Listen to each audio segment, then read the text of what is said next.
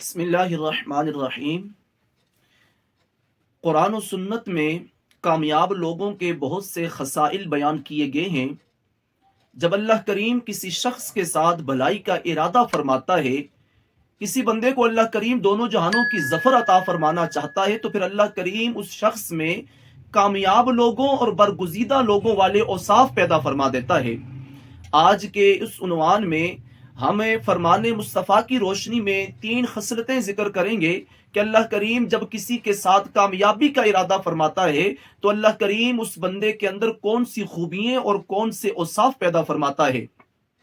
सैयदना अब्दुल्ला बिन उमर रदी अल्लाह ताला अन्हु से रिवायत है, इमामुल अंबिया सल्लल्लाहु अलैहि वसल्लम ने इरशाद फरमाया, क़द अफ़लह मन अस्लमा। वो शख्स कामयाब हो गया जिसको अल्लाह करीम ने दौलत इस्लाम अता फरमा दी।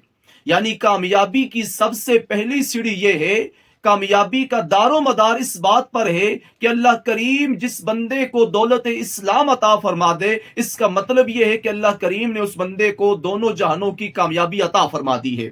यानी कामयाब होने के लिए सबसे पहले मुसलमान होना जरूरी है, जिसको अल्लाह दौलत ईमान अता फरमा देता है। गोया अल्लाह करीम ने उस बंदे के साथ भलाई का इरादा फरमा लिया है। और अल्लाह के नबी इस्लाम के बाद दूसरी खूबी बयान फरमाते हैं कि अल्लाह करीम जब किसी बंदे को कामयाबी अता फरमाना चाहता है तो वो करीम रब उस बंदे को फिर दूसरी कौन सी अता उस पर फरमाता है।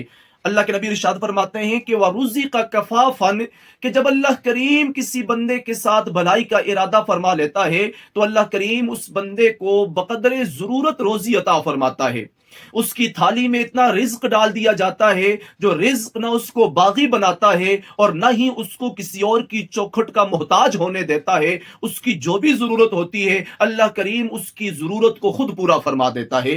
गोया कामयाब बंदे की दूसरी सिफत और निशानी यह है, दूसरी उसकी खूबी यह है कि उसकी रोजी उसको ना ही मोहताज होने देती है ना ही उसको बागी होने देती है।